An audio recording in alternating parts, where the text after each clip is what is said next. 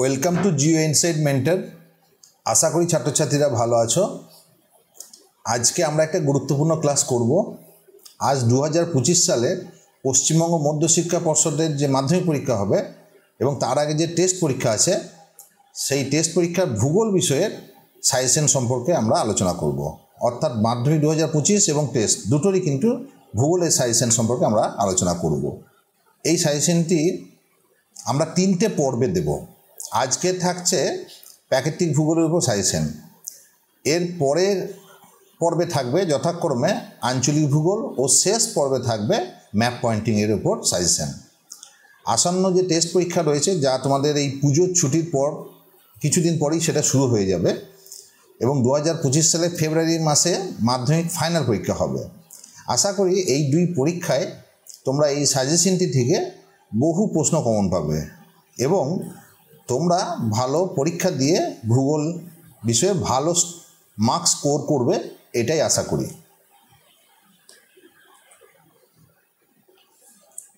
Please তোমরা চ্যানেলটিকে subscribe করে দাও এবং বেল আইকনটিকে হিট করে রাখবে সমস্ত ক্লাসের নোটিফিকেশান পাওয়ার জন্য।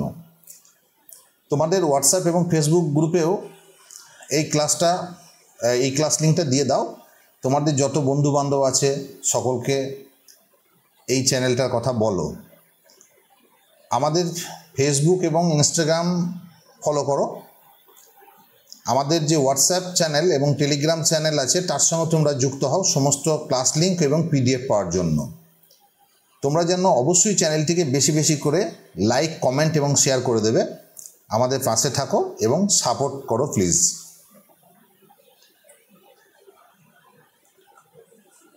স্বামী বিবেকানন্দ একটা গুরুত্বপূর্ণ কথা বলেছিলেন, talk to yourself once in a day, otherwise you may miss meeting an intelligent person in this world. এটা খুব গুরুত্বপূর্ণ একটা স্বামী বিবেকানন্দের একটা বাণী।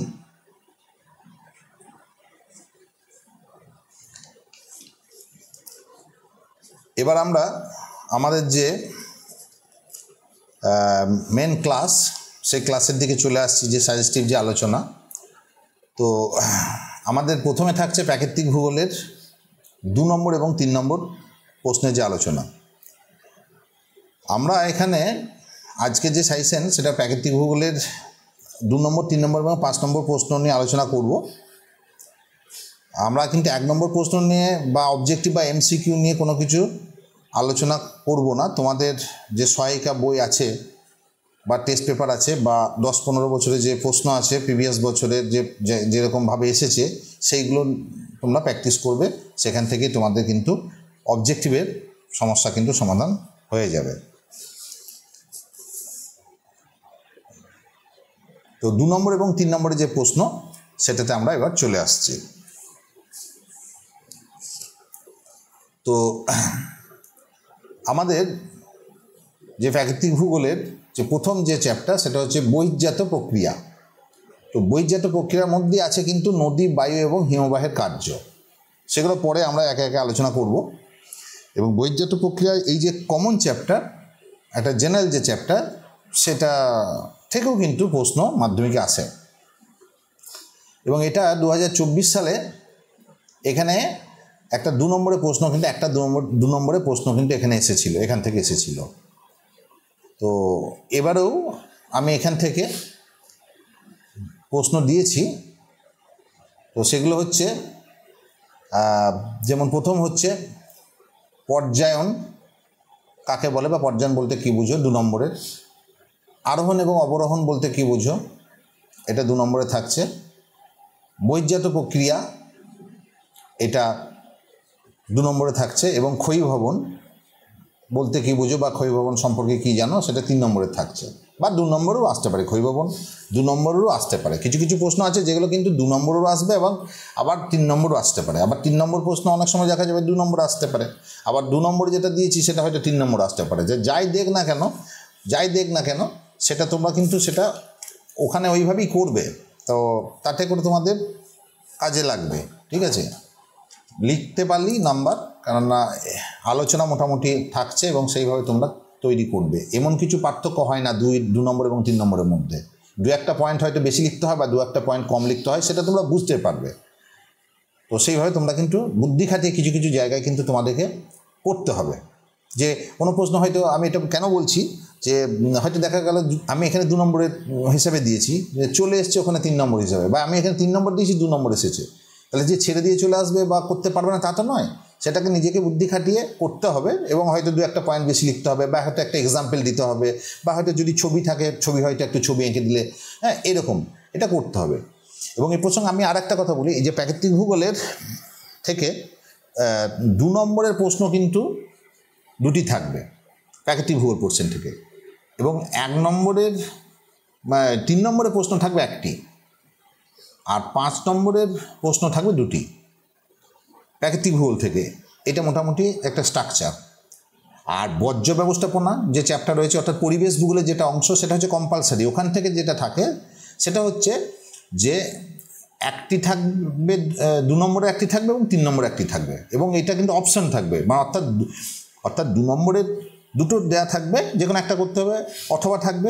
3 নম্বরও তাই, 2টো দেয়া থাকবে, যে কোনো একটা করতে হবে অথবা থাকবে। এটা কিন্তু কম্পালসারি, একদম অবশ্যই আসবে। বর্জ্য ব্যবস্থাপনা থেকে প্রশ্ন আসবেই একদম, ঠিক আছে। 2 এবং 3 নম্বরের প্রশ্ন অবশ্যই আসবে। অথবা এই চ্যাপ্টারটা কিন্তু খুব ভালো করে করতে হবে, আমি পরে আসছি। আর এই বর্জ্য ব্যবস্থাপনার থেকে কিন্তু কোনো 5 নম্বরে কোনো প্রশ্ন আসে না, এটা মাথায় রাখতে হবে। বর্জ্য ব্যবস্থাপনা থেকে কিন্তু 5 নম্বরে কোনো প্রশ্ন এখানে আসে না, ঠিক আছে। তো একটু বুদ্ধি খাটে একটু সাজেস্টিভভাবে শুধু করলেই হবে না, মানে কোথা থেকে কি প্রশ্ন আসে সেই নিয়ে কিন্তু একটা ক্লিয়ার নলেজ কিন্তু সকলের থাকতে হবে, যে কোন পোর্শনগুলো করতে, নাহলে কী হবে, সে অন্ধের মতো সেই হাতড়ে বেড়ানো হবে, যে আমি করেই গেলাম, হয়তো সেই চ্যাপ্টার থেকে আমার এলো না, বা আমি একটা আনসাইন্টিফিক ওয়েতে পড়ে গেলাম। সেই জন্য কিন্তু এই যে সাজেশনটা কিন্তু খুব সায়েন্টিফিক সাজেশন, যে কোন চ্যাপ্টারে কীরকম আসতে পারে না আসতে পারে সেই নিয়ে আলোচনা থাকবে, বক্তব্য থাকবে, আগের বারে কেমন এসছে, কি এই চ্যাপ্টারটা কি আদৌ এসছে, সেই রকম আমি কিন্তু টিপস এখানেও দিয়ে দেবো। এটা কিন্তু খুব ভালোভাবে তোমরা একদম টেস্টেও মনে রাখবে, তারপরে যখন পড়াশোনা করবে তখন মনে রাখবে, এবং একদম ফাইনাল পর্যন্ত, আপ টু ফাইনাল পর্যন্ত, সেই ফেব্রুয়ারি পর্যন্ত কিন্তু এই টিপসগুলো কিন্তু মনে রাখবে। এবং পরে যদি কোনো অ্যাডিশন অল্টারেশন হয় এটা সম্পর্কে, তো নিশ্চয়ই আমি পরবর্তী ক্ষেত্রে হয়তো আবার কোনো কিছু আবার সাজেস্টিভ যদি কোনো গাইডলাইন আবার দিতে হয়, ঠিক একদম মাধ্যমিকের আগে আগে, নিশ্চয়ই তখন আমি আবার বলবো কিছু।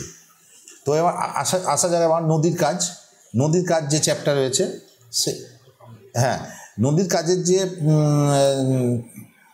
যে প্রথম প্রশ্ন যেটা, সেটা হচ্ছে ধারণ অববাহিকা কাকে বলে, এটা 2 নম্বরের। তারপরে রয়েছে ধরে নাও নদী কাজের 2 নম্বর প্রশ্ন যেটা নদী অববাহিকা এবং নদী উপত্যকা। অনেক সময় নদী অববাহিকা বা নদী উপত্যকা কাকে বলে এইভাবে আসতে পারে, বা নদী অববাহিকা এবং নদী উপত্যকার মধ্যে পার্থক্য দিতে পারে, ঠিক আছে। পার্থক্য দিলে হয়তো সেটা 3 নম্বর হয়ে যেতে পারে।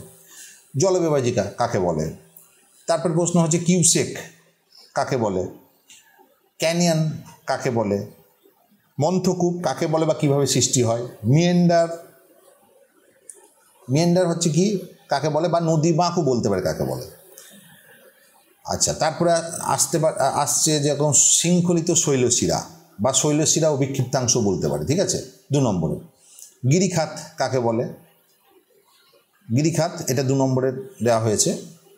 তারপরে প্রপাতকূপ 2 নম্বরের, খরস্রোত 2 নম্বরের, খাঁড়ি কাকে বলে 2 নম্বরের, সমপ্রায় ভূমি কাকে বলে এটাও 2 নম্বরের দেওয়া হয়েছে, বদ্বীপ বা নদীচর এটাও 2 নম্বরের দেওয়া হয়েছে।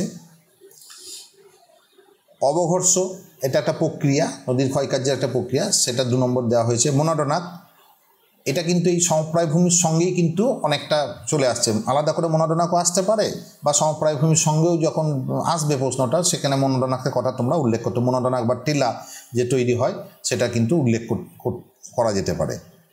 তারপরে হচ্ছে যেটা আছে যে নদীর ক্ষয়কার্যের প্রক্রিয়াগুলি, নদী কী কী প্রক্রিয়া ক্ষয়কার্য করে সেইগুলো, সেটা 3 নম্বরের একটা বড় প্রশ্নই থাকে।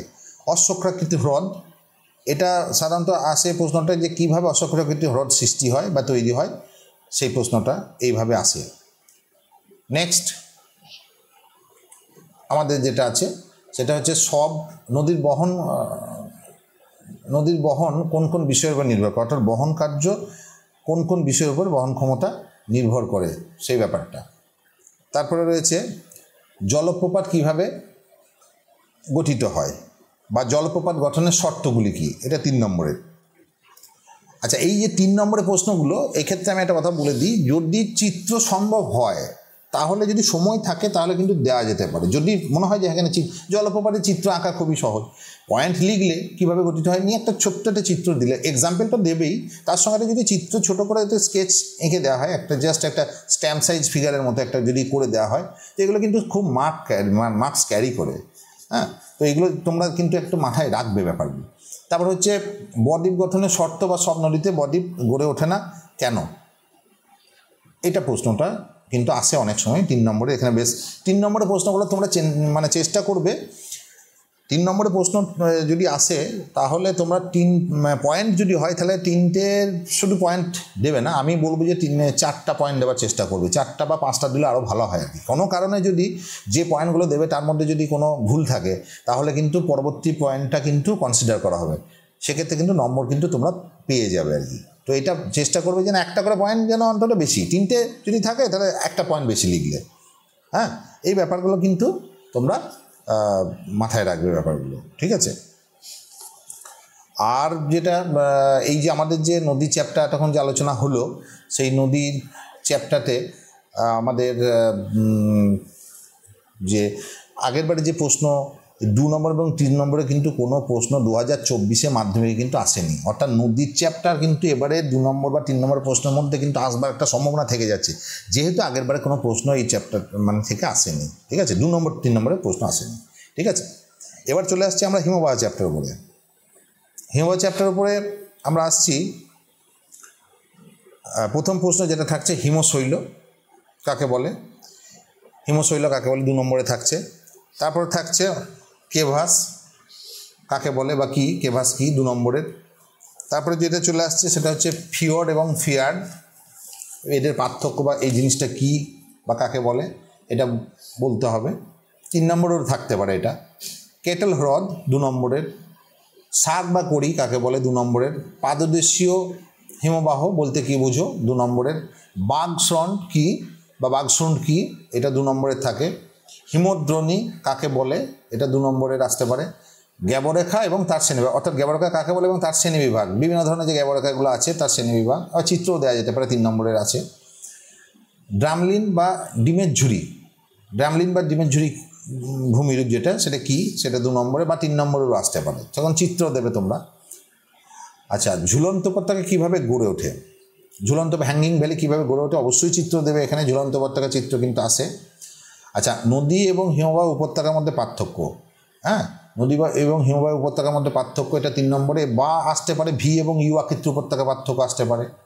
আচ্ছা, হিমবাহ উপত্যকা ইউ আকৃতির হয় কেন, তার একটা ব্যাখ্যা দিতে পারে, ব্যাখ্যা করতে হতে পারে, সেটা 3 নম্বরে থাকবে।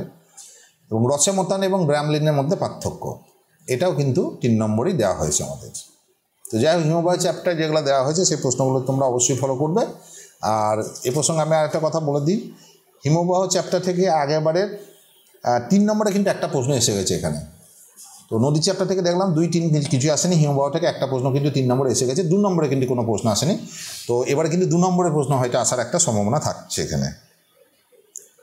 নেক্সট, এবার আসছে বায়ুর কার্য। বায়ুর কার্য চ্যাপ্টার থেকে কিন্তু 2 নম্বর এবং 3 নম্বরের প্রশ্ন কিন্তু এর আগেরবারে 2024 মাধ্যমিকে কিন্তু কোনো প্রশ্ন আসেনি, এটাও কিন্তু মাথায় রাখতে হবে। বায়ুর চ্যাপ্টার থেকে 2 এবং 3 নম্বরে কোনো প্রশ্ন আসেনি, অতএব এখান থেকে 2-3 নম্বর আসার কিন্তু সম্ভাবনা থাকছে। প্রথম প্রশ্ন হচ্ছে গৌর কাকে বলে 2 নম্বরের। নেক্সট হচ্ছে ইয়ারদাং কি বা কাকে বলে। ভেন্টিফ্যাক এবং ড্রাই ক্যান্টার কি 3 নম্বরের। তারপর পেডিমেন্ট কি বা পাদদেশীয় সমভূমি বলতে কি বোঝো, পেডিমেন্ট। তারপর আসছে লোয়েস কি, লোয়েস 2 নম্বরের। তারপরে প্রশ্ন হচ্ছে ধান্দ, ধান্দ কাকে বলে। নেক্সট হচ্ছে ইনসেলবার্জ, তো ইনসেলবার্জ এখানে নাম্বারটা পড়েনি, এখানে ইনসেলবার্জ এটা 2 নম্বরে থাকবে। বারখান, বারখান কাকে বলে বা 2 নম্বরের। বারখান বা অর্ধচন্দ্রাকার বালিয়ারি, এটা 2 নম্বরের প্রশ্ন। শিব বালিয়ারি কাকে বলে। ধিয়ান বা চলমান বালিয়ারি বলতে কি বুঝো, ধিয়ান, হ্যাঁ, সেটা থাকবে 2 নম্বরে। প্লয়া বা প্লয়া হ্রদ, এটা 2 নম্বরের। বাজাদা কাকে বলে। ওয়াদি কি, ঠিক আছে, 2 নম্বরের। মরুতে বা মরুভূমিতে বায়ুর কার্য বেশি হয় কেন, 3 নম্বরের। বা 3টে পয়েন্ট থেকে বেশি পয়েন্ট দেবে, 4টা পয়েন্ট বা 5টা পয়েন্ট দিলে আরও ভালো হয়। লোয়েস্ট সমভূমি কীভাবে গড়ে ওঠে? এই যে লোয়েস্ট কাকে বলে সেটা শুধু লোয়েস্ট হিসাবে একটা প্রশ্ন আসে অনেক সময়, আবার লোয়েস্ট সমভূমি কীভাবে গড়ে ওঠে বা লোয়েস্ট সমভূমি কাকে বলে সেইভাবেও কিন্তু প্রশ্ন আসে। সেটা কিন্তু একটা এক্সাম্পল অবশ্যই দিতে হবে এখানে, এবং কীভাবে গড়ে ওঠে তার পুরো প্রক্রিয়া দেবে। আচ্ছা, মরু সম্প্রসারণ কী এবং কীভাবে ঘটে? অর্থাৎ যে ডেজার্টিফিকেশন যেটা হচ্ছে, মরুভূমির সম্প্রসারণকে মরু সম্প্রসারণ বলে। এটা একটা বর্তমানে বিশাল বড় সমস্যা, এইটা থেকে কিন্তু প্রশ্ন আসতে পারে, ঠিক আছে। আচ্ছা, তারপর হচ্ছে মরু সম্প্রসারণের ফলাফল অথবা রোধের উপায়, মানে মরু সম্প্রসারণ কীভাবে ঘটে সেটা একটা প্রশ্ন আসতে পারে 3 নম্বরে। মরু সম্প্রসারণের ফলাফল, তার ফলে কী ঘটছে বা তার ইফেক্ট যেগুলো সেগুলো সম্পর্কে আসতে পারে, এখানেও তাই 3 নম্বরে যদি থাকে তাহলে 4টা বা 5টা পয়েন্ট দিতে হবে। আর রোধের উপায় বা কীভাবে আমরা এটাকে প্রতিকার, মানে যদি আমরা করবার যদি কোনো উপায় থাকে যেগুলো বলা আছে, সাজেস্টিভ মেজার্স যেগুলো, সেগুলো কিন্তু আমরা বলবো, এটাও কিন্তু 3 নম্বরে থাকবে। নেক্সট হচ্ছে বালিয়ারি শ্রেণীবিভাগ। বালিয়ারি শ্রেণীবিভাগ, যে বিভিন্ন ধরনের যে বালিয়ারি তার শ্রেণীবিভাগ, সেগুলো দিতে হবে আমাদেরকে। আর বারখান এবং শিববালিয়ারি পার্থক্য, এটা মাঝে মাঝেই আসে, 3 নম্বরে থাকবে। বায়ুর বহন কার্যের প্রক্রিয়াগুলি কী কী, মানে বায়ুর বহন কার্যের যে প্রক্রিয়া সেগুলো কী প্রক্রিয়া সেগুলোকে আমাদেরকে দিতে হবে। আচ্ছা, ইয়ারদাং এবং জিউগেনের মধ্যে পার্থক্য 3 নম্বরের। ইয়ারদাং এবং বারখানের মধ্যে পার্থক্য, এটাও মার্কসটা পড়েনি, এখানে 3 নম্বর থাকবে। অনুদৈর্ঘ্য এবং তির্যক বালিয়ারির পার্থক্য, এটাও কিন্তু আমাদের 3 নম্বরে থাকবে। তো এই হচ্ছে আমাদের মোটামুটি বায়ুর চ্যাপ্টার, অর্থাৎ বায়ুর কার্যের যে চ্যাপ্টার, সেখান থেকে 2 নম্বর এবং 3 নম্বরের যে প্রশ্নগুলো এবছর ইম্পর্টেন্ট, সেগুলো নিয়ে একটা কিন্তু লিস্ট তোমাদেরকে এখানে দেওয়া হয়েছে। নেক্সট প্রশ্ন যেটা আমাদের যে চ্যাপ্টার, সেটা হচ্ছে বায়ুমণ্ডল চ্যাপ্টার বা অ্যাটমসফিয়ারের চ্যাপ্টার, খুব ইম্পর্টেন্ট চ্যাপ্টার, খুব বড় চ্যাপ্টার একটা, ঠিক আছে। এবং এখান থেকে কিন্তু প্রশ্ন কিন্তু অবশ্যই আসে। এর আগেবারে এখান থেকে একটা 2 নম্বর প্রশ্ন এসেছে এবং একটা 3 নম্বরেরও প্রশ্ন এখান থেকে এসেছে। তো এবারেও আবার নিশ্চয়ই আসবে এখান থেকে 2 বা 3-এর মধ্যে যে কোনো অবশ্যই একটা প্রশ্ন অবশ্যই যেন এখান থেকে আসবে, ঠিক আছে, এটা মাথায় রাখবে তোমরা। প্রথম প্রশ্ন হচ্ছে অ্যারোসল কাকে বলে? এটা 2 নম্বর থাকে সাধারণত। অ্যারোসল কাকে বলে? উষ্ণতা হ্রাসের স্বাভাবিক হার বা ল্যাপস রেট জিনিসটা কি, এটা 2 নম্বর থাকে। ট্রোপোপজ কাকে বলে? 2 নম্বর থাকে। স্থানীয় বায়ু কি বা কাকে বলে? 2 নম্বর থাকে। ওজোন স্তরের গুরুত্ব, এটাও কিন্তু 3 নম্বরে থাকবে। আর ট্রপোস্ফিয়ারকে ক্ষুব্ধমণ্ডল বলে কেন, এটা 3 নম্বর থাকবে। ইনসুলেশন কাকে বলে? এটা 2 নম্বর থাকবে। স্ট্র্যাটোস্ফিয়ারের বৈশিষ্ট্য, আচ্ছা, ওজোন বিনাশের কারণ, যে ওজোন বিনাশের বা ওজোন স্তর বিনাশের কারণ কি, সেটা 2 নম্বর দেওয়া হয়েছে এখানে।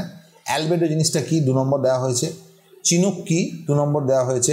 সমস্থান রেখা কাকে বলে, সেটা 2 নম্বর দেওয়া হয়েছে। হোমোস্ফিয়ার এবং হেটেরোস্ফিয়ারের পার্থক্য বা সমমণ্ডল এবং বিষমমণ্ডল হিসেবেও আসতে পারে। হোমোস্ফিয়ার বা হেটেরোস্ফিয়ারটাকে সমমণ্ডল বা বিষমমণ্ডল হিসেবেও কিন্তু আসতে পারে, তার পার্থক্য বা কাকে বলে এটা আসতে পারে। বৈপরীত্য উত্তাপ বা তাপবৈপরীত্য কীভাবে সৃষ্টি হয়, এটা হিসেবে আসতে 2 নম্বর থাকে, এবং তাপবৈপরীত্য কীভাবে সৃষ্টি হয় সেটা 3 নম্বরও আসতে পারে। হিট বাজেট বা তাপ বাজেট, বা হিট ব্যালেন্স, এই ব্যাপারটা 2 নম্বর আছে। শিলিগুড়ি অপেক্ষা দার্জিলিং শীতল কেন, 3 নম্বর আছে। বা এরকম আসতে পারে যে উচ্চস্থান শীতল হয় কেন, এটাও আসতে পারে যে উচ্চস্থান শীতল হয় কেন, আসতে পারে। এল নিনো 2 নম্বর আছে। টর্নেডো 2 নম্বরের আছে। বায়ুমণ্ডল উত্তপ্ত হওয়ার যে বিভিন্ন পদ্ধতি, সেখানে 3 নম্বর দেওয়া হয়েছে। সমচাপ রেখা বা সমপ্রেস রেখা কাকে বলে, 2 নম্বর।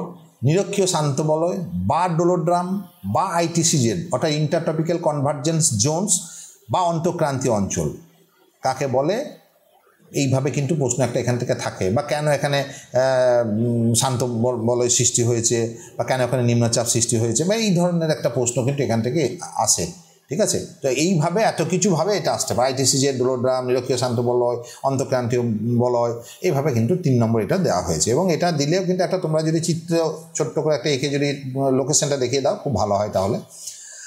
নেক্সট প্রশ্ন হচ্ছে বায়ুচাপ কক্ষ কাকে বলে?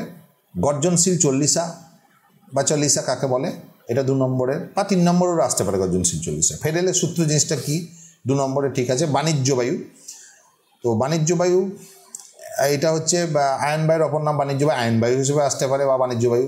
অশ্বক্ষাংশ বা কর্কটি উচ্চচাপ বলয়, অশ্বক্ষাংশ হর্স ল্যাটিচিউড 2 নম্বরের বা 3 নম্বরেরও আসতে পারে এগুলো, ক্যাটাবেটিক বায়ু এবং অ্যানাবেটিক বায়ু। শুধু ক্যাটাবেটিক বা অ্যানাবেটিক এলে 2 নম্বর করে আসবে, দুটো যদি একসঙ্গে দেয় তাহলে 3 নম্বর অবশ্যই আসবে। আচ্ছা, স্ট্র্যাটোস্ফিয়ারকে শান্তমণ্ডল বলা হয় কেন? ঠিক আছে, তো এই প্রশ্নটা কিন্তু আসে, এটা এক্ষেত্রে অবশ্যই 3 নম্বর থাকবে। আচ্ছা, জেট বায়ু কাকে বলে? 2 নম্বরের। আচ্ছা, বায়ুচাপ বলে স্থান বা সীমানা পরিবর্তন, স্থান পরিবর্তন বা সীমানা পরিবর্তন, প্রশ্নটা এইভাবে আসতে পারে, দুরকমভাবে আসতে পারে। বা কেন বায়ুচাপ বলে স্থান পরিবর্তন হয়, এইভাবেও আসতে পারে, 3 নম্বর থাকবে। সমুদ্রবায়ু এবং স্থলবায়ু বলতে কী বুঝো? বা সমুদ্রবায়ু এবং স্থলবায়ুর পার্থক্য আসতে পারে, সমুদ্রবায়ু এবং স্থলবায়ুর পার্থক্য আসতে পারে। তো নেক্সট যেটা আছে সেটা হচ্ছে মৌসুমী বায়ুর উপর জেট বায়ুর পার্থক্য, মৌসুমী বায়ুর উপর জেট বায়ুর প্রভাব, জেট বায়ুর যে প্রভাব, যে জেট বায়ু মৌসুমী বায়ুকে, ভারতের যে মৌসুমী বায়ু তাকে নিয়ন্ত্রণ করে, তার গতি প্রকৃতিকে নিয়ন্ত্রণ করে থাকে, সেই নিয়ে কিন্তু একটা প্রশ্ন আসতে পারে, 3 নম্বরের প্রশ্ন আসতে পারে। শিশিরাঙ্ক কাকে বলে? 2 নম্বরের। ঘনীভবন কাকে বলে? সেটাও কিন্তু 2 নম্বরের প্রশ্ন আসতে পারে। ধোঁয়াশা কাকে বলে? 2 নম্বরের। অধক্ষেপণ কাকে বলে? 2 নম্বরের। বৃষ্টিচ্ছা অঞ্চল জিনিসটা কী, বা বৃষ্টিচ্ছা অঞ্চল কীভাবে সৃষ্টি হয় এটা বলতে পারে। বা প্রতিবাদ হবে না, এটা অনুবাদ ঢাল হবে, অনুবাদ ঢালে, বৃষ্টিচ্ছা অঞ্চলটা অনুবাদ ঢালে হয়। তো এটা দেওয়া হয়েছে মানে কি, প্রশ্নটা অন্যভাবে দেওয়া হয়েছে যে বৃষ্টিচ্ছা অঞ্চল কীভাবে সৃষ্টি হয় সেটা, বা এটা তো অনুবাদ ঢালে। আবার প্রতিবাদ ঢাল কাকে বলে সেটা এখানে একটা অবলিক থাকলে ভালো হতো, আর অনুবাদ ঢাল কাকে বলে সেটা, অর্থাৎ যেখানে বৃষ্টিপাতটা হয় সেটাকে প্রতিবাদ ঢাল বলছে, আর যেখানে বৃষ্টিপাত হচ্ছে না সেটাকে অনুবাদ ঢাল বলছে, আর যেখানে বৃষ্টিপাত হচ্ছে সেটাকে প্রতিবাদ ঢাল বলছে। তো যাই হোক, এইভাবে কিন্তু অনুবাদ ঢাল বা প্রতিবাদ ঢালের ব্যাপারটা, বা বৃষ্টিচ্ছা অঞ্চল কীভাবে সৃষ্টি হয় বা কাকে বলে, সেই নিয়ে কিন্তু প্রশ্ন একটা আসতে পারে। নেক্সট হচ্ছে সমবর্ষণ রেখা কাকে বলে? 2 নম্বরের। চরম বা নিরপেক্ষ আর্দ্রতা জিনিসটা কি? 2 নম্বরের। সম্পৃক্ত বায়ু কাকে বলে? 2 নম্বরের। কুয়াশা ও শিশির জিনিসটা কি? সেইটা দুটোই একসঙ্গে দিতে পারে, বা শুধু কুয়াশা বা শুধু শিশির কাকে বলে, এইভাবে আসতে পারে 2 নম্বরের। পরিচালন বৃষ্টিপাত কি বা কেন হয় বা কিভাবে হয়, বা নিরক্ষীয় অঞ্চলে এই যে পরিচালন বৃষ্টিপাত হয় কেন? 3 নম্বরের। হ্যাঁ, বা পরিচালন বৃষ্টিপাত সম্পর্কে কী জানো, কীভাবে হয়, সেখানে 3 নম্বর থাকলো। হ্যাঁ, সেক্ষেত্রে একটা পরিচালন বৃষ্টিপাত অবশ্যই ছবি দিতে হবে। জলচক্র জিনিসটা কি? হাইড্রোলজিক্যাল সাইকেল 2 নম্বরের। মহাদেশগুলির পশ্চিম অংশে উষ্ণমরু সৃষ্টি হয়েছে কেন? এইটা প্রশ্ন একটা 3 নম্বরে থাকতে পারে। জেট বায়ু কী এবং এর বৈশিষ্ট্য কী? 3 নম্বরের। আচ্ছা, মৌসুমি জলবায়ুর বৈশিষ্ট্য, মৌসুমি জলবায়ুর, ভারতের যে মৌসুমি জলবায়ু, সেই মৌসুমি জলবায়ুর বৈশিষ্ট্য কী, সেটা 3 নম্বরের। আচ্ছা, উষ্ণমরু অবলিক ভূমধ্যসাগরীয় অবলিক তুন্দ্রা জলবায়ু শনাক্তকরণ উপায়, মানে এদের শনাক্ত করবো কীভাবে, যে এটা আমি উষ্ণমরু বুঝবো কীভাবে, ভূমধ্যসাগরী বুঝবো কীভাবে, বা তুন্দ্রা জলবায়ু বুঝবো কীভাবে, অর্থাৎ তাদের যে বৈশিষ্ট্য সেইটা সম্পর্কে কিন্তু একটা ভালো জ্ঞান থাকতে হবে, তাহলে কিন্তু এই প্রশ্নটা লেখা যাবে। এবং কোন কোন স্থানে দেখা যায় সেইটাও কিন্তু উল্লেখ করে দিতে হবে, যে উষ্ণমরু কোন কোন স্থানে দেখা যায়, ভূমধ্যসাগরীয় জলবায়ু কোন কোন স্থানে দেখা যায়, তুন্দ্রা জলবায়ু কোন কোন স্থানে দেখা যায়, সেটা উল্লেখ করতে হবে। যেমন মৌসুমী জলবায়ু বৈশিষ্ট্য যখন আমরা বলবো, তখন কিন্তু আমরা কোন কোন স্থানে দেখা যায় সেটাও বলবো। আর অবশ্যই আমরা 3টের বেশি পয়েন্ট দেওয়ার চেষ্টা করব 3 নম্বরের প্রশ্নের ক্ষেত্রে। নেক্সট হচ্ছে ঘূর্ণবৃষ্টি। ঘূর্ণবৃষ্টি কীভাবে হয় সেই ব্যাপারটা লিখতে হবে, বা কাকে বলে লিখতে হবে।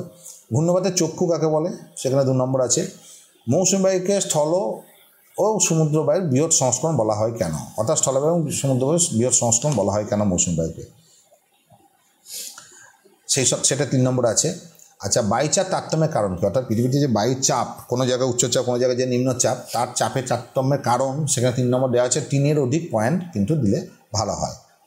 তো এই হচ্ছে আমাদের বায়ুমণ্ডল সম্পর্কিত আলোচনা, একটা বড় চ্যাপ্টার, এটা ভালো করে পড়তে হবে, এখান থেকে প্রশ্ন কিন্তু অবশ্যই আসবে। নেক্সট আসছে আমাদের যেটা বায়ুমণ্ডলের চ্যাপ্টার। এই বায়ুমণ্ডলের চ্যাপ্টারটা একটা এমন চ্যাপ্টার যেটার মধ্যে মানে এটা দুটো চ্যাপ্টার কিন্তু দুটো চ্যাপ্টার কিন্তু কম্বিনেশন, একটা বায়ুমণ্ডল চ্যাপ্টারটা, একটা হচ্ছে সমুদ্র স্রোত এবং জোয়ার ভাটা, এই দুটো চ্যাপ্টার মিলে হচ্ছে বায়ুমণ্ডলের চ্যাপ্টার। তো আমরা এখানে কম্বাইন করেই আমরা প্রশ্নগুলো দিয়েছি, তো সেগুলো একটা দেখতে হবে। তো এই বায়ুমণ্ডল চ্যাপ্টার থেকে আগের বারে একটি 2 নম্বরের এসছে, কিন্তু 3 নম্বরে কিন্তু কোনো প্রশ্ন এখানে আসেনি, ঠিক আছে? 3 নম্বরে কোনো প্রশ্ন এখানে আসেনি, এটা মনে রাখতে হবে।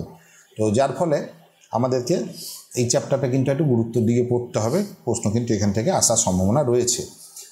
শৈবাল সাগর কাকে বলে 2 নম্বরের, হিমপ্যাচির কাকে বলে 2 নম্বরের, উষ্ণ এবং শীতল স্রোত বলতে কী বুঝো, অর্থাৎ উষ্ণ স্রোত কাকে বলে, শীতল স্রোত কাকে বলে, বা উষ্ণ এবং শীতল স্রোতের পার্থক্য কী সেটা আসতে পারে।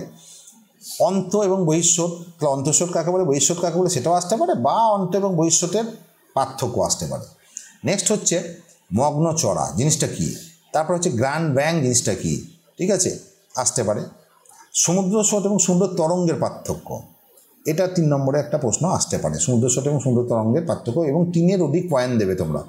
মুখ্য এবং গৌণ জোয়ার কাকে বলে এইভাবে আসতে পারে, বা মুখ্য এবং গৌণ জোয়ারের পার্থক্য আসতে পারে, ঠিক আছে। সিজিগি জিনিসটা কী, তারপর হচ্ছে পূর্ণিমা অপেক্ষা অমাবস্যার জোয়ার তেজি হয় কেন বা শক্তিশালী হয় কেন, প্রশ্নটা এরকম আসে। তো এটা 3 নম্বরের থাকছে, এবং এখানে যদি চিত্র দেওয়া যায় সেটা দিতে হবে অবশ্যই। নেক্সট যেটা প্রশ্ন রয়েছে সেটা হচ্ছে প্রশান্ত মহাসাগরের প্রধান স্রোতগুলির নাম উল্লেখ করতে বলেছে। প্রশান্ত মহাসাগরে যে ইম্পর্টেন্ট কয়েকটা স্রোত আছে, অর্থাৎ এখানে শীতল এবং উষ্ণ স্রোত অবশ্যই কম্বাইন করে নামগুলো দেওয়ার চেষ্টা করবে, কয়েকটা শীতল এবং কয়েকটা উষ্ণ স্রোত নাম দিতে হবে। আচ্ছা, নিউ ফাউন্ডল্যান্ড উপকূলে ঘন কুয়াশা এবং ঝড়ঝঞ্ঝার সৃষ্টি হয় কেন, এটা কিন্তু ভালো করে ব্যাখ্যা করতে হবে এবং পয়েন্ট কিন্তু দিতে হবে। পেরিজি কাকে বলে 2 নম্বরে, ভারত মহাসাগরে স্রোতগুলি বিপরীতমুখী হয় কেন, বা শীত এবং গ্রীষ্মে ভারত মহাসাগরের স্রোতগুলি বিপরীতমুখী হয় কেন, এটাও আসতে পারে। হ্যাঁ, অর্থাৎ এই মৌসুমী বায়ুর জন্যই তো মেনলি হয় এটা, একবার শীতকালীন এবং গ্রীষ্মকালীন মৌসুমী বায়ু, তার সঙ্গে সঙ্গে ভারত মহাসাগরের স্রোতেরও একটা পরিবর্তন দেখা যায়, এটা কিন্তু তোমাদেরকে পড়তে হবে, এবং এটা 3 নম্বরে থাকবে। এটা সানাসারি বান কাকে বলে 2 নম্বরের, বা বান ডাকা কাকে বলে 2 নম্বরের, মানব জীবনে জোয়ার ভাটার প্রভাব, এটা বা হচ্ছে জোয়ার ভাটার ফলাফল 3 নম্বরের এটা। আর প্রতিদিন একই সময়ে জোয়ার ভাটা হয় না কেন, বা জোয়ার ভাটার সময়কাল, এই যে জোয়ার ভাটার যে সময়, যে আমরা জানি যে পিছিয়ে যায় একটা টেন্ডেন্সি রয়েছে জোয়ার ভাটার সময়ে, তো এটা তোমাদেরকে ব্যাখ্যা করতে হবে, এবং চিত্র যদি দেওয়া যায় তাহলে খুবই ভালো হয়। এই ধরনের প্রশ্ন কিন্তু একটা আসে, এই জোয়ার ভাটার সময়টাকে নিয়ে একটা প্রশ্ন কিন্তু আসে প্রতি বছর। তো এবার আমরা আসছি পরিবেশ ভূগোল। পরিবেশ ভূগোলের মধ্যে বর্জ্য ব্যবস্থাপনা যে একটাই চ্যাপ্টার রয়েছে, এবং এটাই একটাই অংশ, এবং এখান থেকে অবশ্যই 2 নম্বর একটা এবং 3 নম্বর একটা আসবে।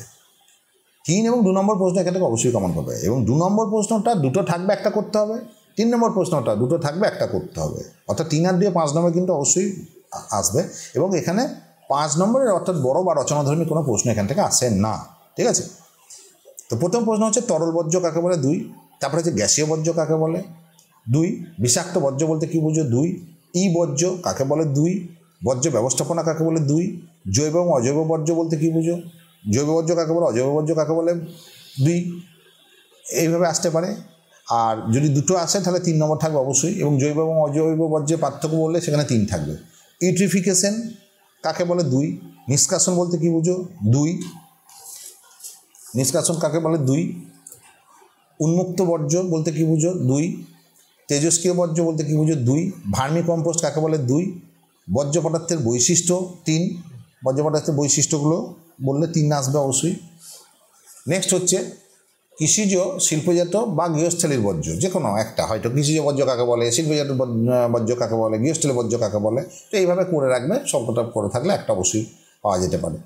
চিকিৎসা সংকট বর্জ্য বলতে কী বুঝো, তারপরে হচ্ছে বর্জ্য ব্যবস্থাপনা 4R ব্যবস্থা যেটা রয়েছে, খুব ইম্পর্টেন্ট, বর্জ্য ব্যবস্থাপনা 4R যেটা ব্যবস্থা রয়েছে কাকে বলতে কী বুঝো 3 নম্বরের প্রশ্ন, বড় প্রশ্ন থাকবে।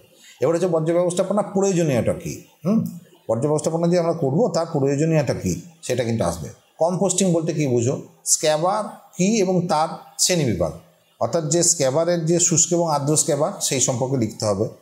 এবার বর্জ্য ভরাটকরণ বলতে কী বুঝো, বর্জ্য পৃথকীকরণ বলতে কী বুঝো, ফ্লাই অ্যাশ জিনিসটা কী, বর্জ্য ব্যবস্থাপনায় ছাত্রছাত্রীদের ভূমিকা, ঠিক আছে, বর্তমান ছাত্রছাত্রীদের ভূমিকা, এটা 3 নম্বর থাকবে। এখানে 4টা থেকে 5টা পয়েন্ট দেওয়ার চেষ্টা করতে হবে। ভাগীরথী হুগলি নদীর উপর বর্জ্যের প্রভাব, কী খারাপ ক্ষতিকারক প্রভাব পড়ছে সেগুলো পয়েন্ট ওয়াইজ করে 4 থেকে 5টা পয়েন্ট দেওয়ার চেষ্টা করবে।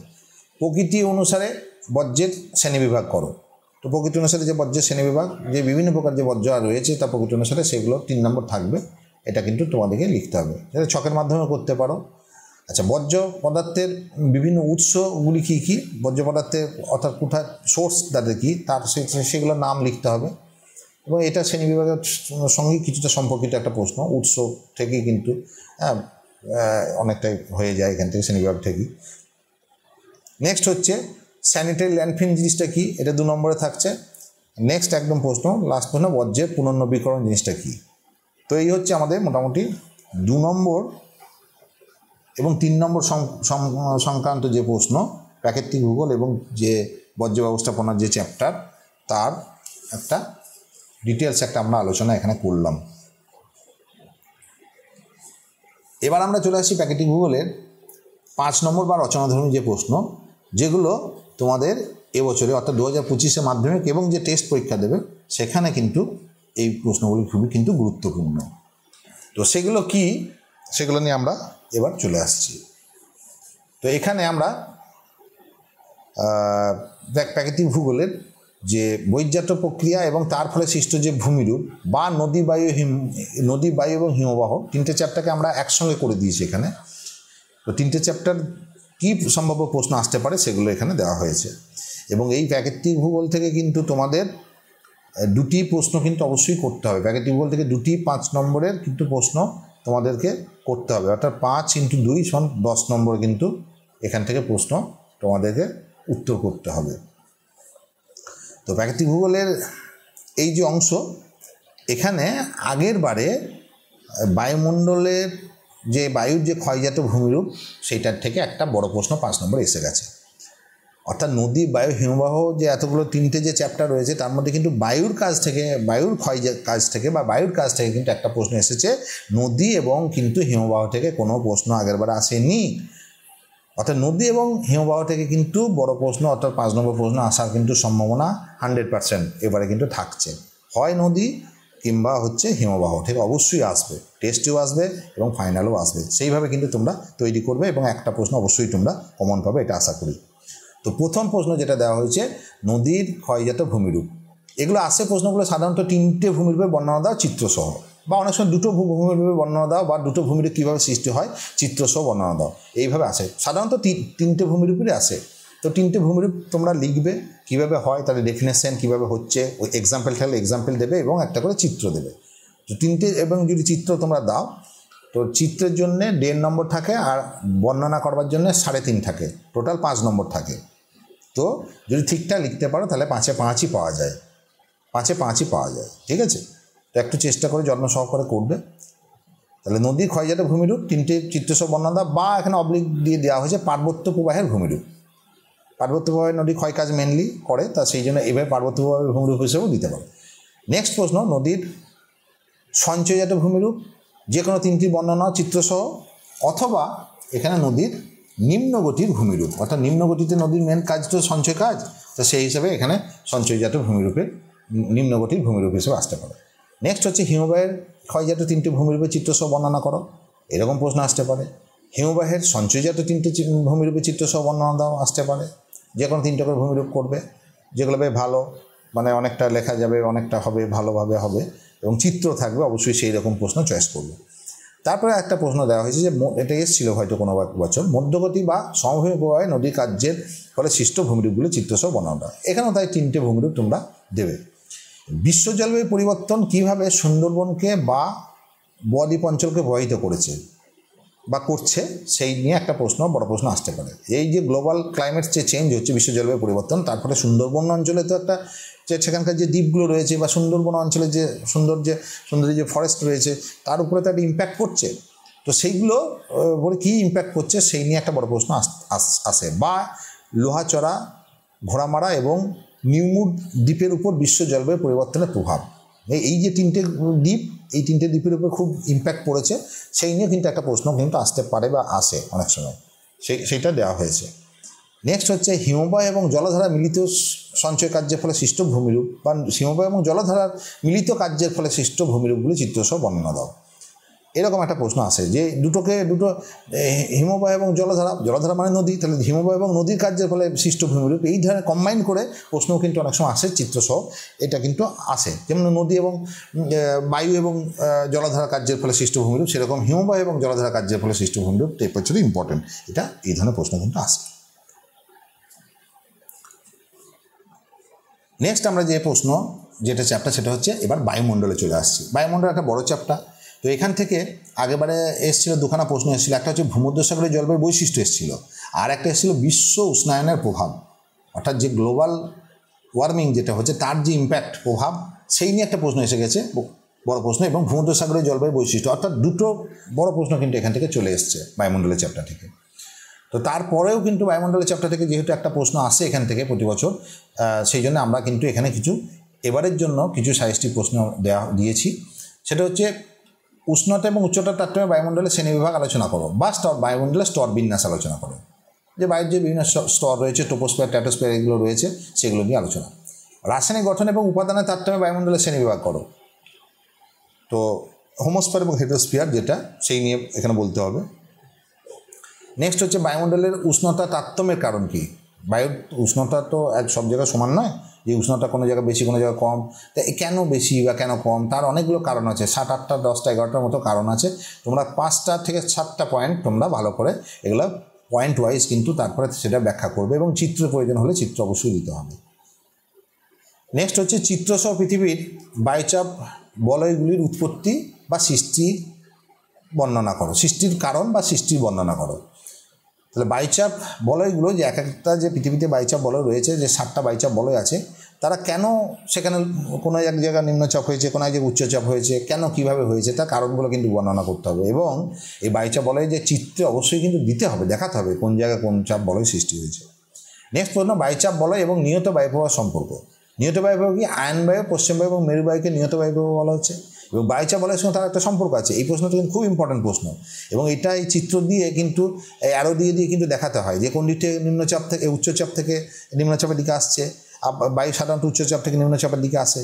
তো এইভাবে কিন্তু এটা গোটা পৃথিবীর মানে কোন জায়গায় কী বায়ুচাপ বলয় রয়েছে সেইভাবে কিন্তু, এবং নিয়ত বায়ুপ্রবাহ তার সঙ্গে সঙ্গে রিলেটেড, সেটা কিন্তু দিতে হবে এবং ব্যাখ্যা করতে হবে।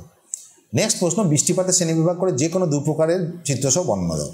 বৃষ্টিপাত তো আমরা জানি যে 3 প্রকারের, পরিচালন বৃষ্টিপাত, শৈলতকে বৃষ্টিপাত এবং ঘূর্ণ বৃষ্টিপাত বা ঘূর্ণ বৃষ্টি। তো এই 3 প্রকারের মধ্যে যে কোনো 2 প্রকার, অর্থাৎ চিত্রসহ কিন্তু এটা ব্যাখ্যা দিতে হবে, এবং সেখানে কিন্তু উদাহরণও দিতে হবে। তো এই হচ্ছে আমাদের বায়ুমণ্ডল চ্যাপ্টার। নেক্সট যেটা আমাদের বড় প্রশ্ন ক্ষেত্রে আসছে বায়ুমণ্ডলের চ্যাপ্টার। তো বায়ুমণ্ডলের চ্যাপ্টার থেকে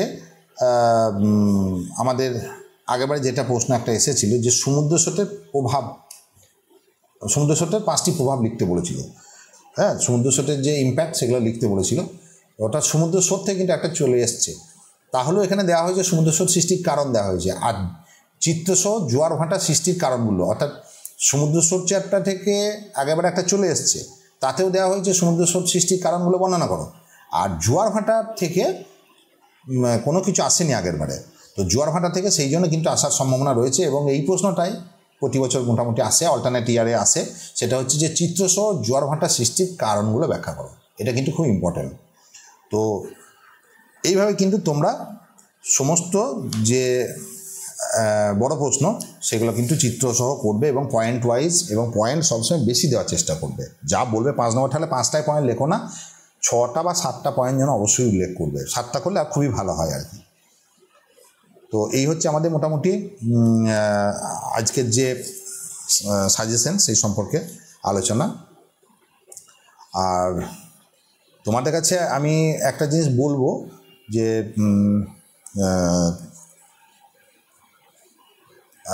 এইটা তোমরা ভালো করে সবাই পড়বে, ঠিক আছে? সাজেশনটা তোমরা ভালো করে প্রথমে দেখবে, তারপরে তোমরা কোশ্চেনগুলো তোমাদের বইয়ে দাগ নিয়ে নেবে, বা তোমাদের যদি সহায়িকা বই থাকে সেখানে দাগ নিয়ে নেবে। হ্যাঁ, নিয়ে যেন মার্ক করে নেবে যে এটি এবছরের জন্য সাজেশন, সেটা একটা লাল কালি বা অন্য কালিতে সেটা মার্ক করে নেবে। তাহলে বারবার তোমাদেরকে পরীক্ষার সময় যখন হবে তখন ভুলে যাবে না তোমরা যে কোনটা আমাদের সাজেশনে ছিল, সেগুলো কিন্তু একটা মার্ক করে নেবে, কোনো একটা ইন্ডিকেশন করে নেবে, নিয়ে সেটা লাল কালিতে বা অন্য কোনো কালিতে একটা করবে, সেটা যেন দাগ নিয়ে নেবে, তাহলে সুবিধা হবে পড়তে। তো আজকের ক্লাস তথা প্রথম পর্ব থেকে তোমরা তোমাদের টেস্ট এবং ফাইনাল 2025 পরীক্ষার জন্য প্রাকৃতিক ভূগোলের সম্পূর্ণ সাজেশন, যেটা 2 নম্বর, 3 নম্বর এবং 5 নম্বর প্রশ্ন সম্পর্কে জানতে পারলে। এরপর আমাদের দ্বিতীয় পর্ব প্রকাশিত হবে, যেখানে তোমরা পেয়ে যাবে আঞ্চলিক ভূগোলের সম্পূর্ণ সাজেশন 2 নম্বর, 3 নম্বর এবং 5 নম্বর প্রশ্নের। তৃতীয় পর্বে তোমরা পেয়ে যাবে ম্যাপ পয়েন্টিংয়ের সম্পর্কিত যে গুরুত্বপূর্ণ তথ্য এবং সাজেশন। আশা করি তোমরা উপকৃত হবে এবং অনেক প্রশ্ন কমন পাবে। তোমরা তোমাদের সমস্ত বন্ধুবান্ধবীদের বলে দাও এবং এই ক্লাসের লিঙ্ক তাদের মধ্যে শেয়ার করে দাও, তাদেরকেও দেখার সুযোগ করে দাও।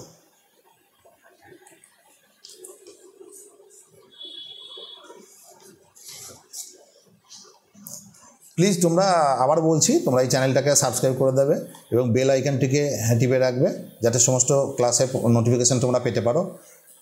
তোমাদের হোয়াটসঅ্যাপ এবং ফেসবুক গ্রুপেও এই ক্লাস লিঙ্কটা দিয়ে দাও। তোমাদের বন্ধুবান্ধবকে এই চ্যানেলটির কথা বলো প্লিজ। আমাদের যে ফেসবুক এবং ইনস্টাগ্রাম আছে সেখানে তোমরা ফলো করো, এবং আমাদের যে হোয়াটসঅ্যাপ চ্যানেল এবং টেলিগ্রাম চ্যানেল আছে তার সঙ্গে যুক্ত হয়ে যাও সমস্ত ক্লাস লিঙ্ক এবং পিডিএফ পাওয়ার জন্য। তোমরা যেন অবশ্যই চ্যানেলটিকে বেশি বেশি করে লাইক, কমেন্ট এবং শেয়ার করে দেবে, আমাদের পাশে থাকবে এবং সাপোর্ট করে দেবে। আর আমাদের যে হোয়াটসঅ্যাপ যে চ্যানেল রয়েছে এর লিঙ্ক ভিডিও ডেসক্রিপশন বক্সে দেওয়া আছে, তোমরা সেখানে গিয়ে সার্চ করে জিও ইনসাইট মেন্টরে তার সঙ্গে এবং আমাদের সাথে খুব তাড়াতাড়ি যুক্ত হয়ে যাবে এবং সমস্ত কিছু আপডেট পেয়ে যাবে। যদি কোনো অসুবিধা হয় তাহলে তোমরা কিউআর স্ক্যান করেও তোমরা যুক্ত হয়ে যেতে পারো।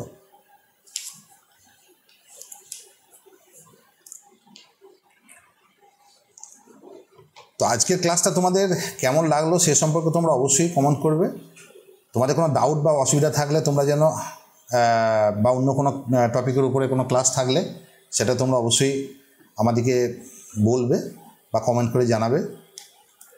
আর তোমাদের কাছে আমার অনুরোধ যে এই সাজেশনে যেটা দেওয়া হলো আজকে, সকল প্রশ্ন তোমরা যেন করে রাখবে। এগুলি খুবই গুরুত্বপূর্ণ প্রশ্ন, যেগুলি তোমরা 2025 সালে মাধ্যমিক ভূগোল পরীক্ষায় আসার প্রবল সম্ভাবনা রয়েছে। তাই সময় নষ্ট না করে এখন থেকেই জোর কদমে পড়াশোনা শুরু করো। Best of luck. তাহলে আজ এখানেই থাক, দেখা হচ্ছে আমাদের পরবর্তী সাজেশন ক্লাসে। ধন্যবাদ তোমাদের।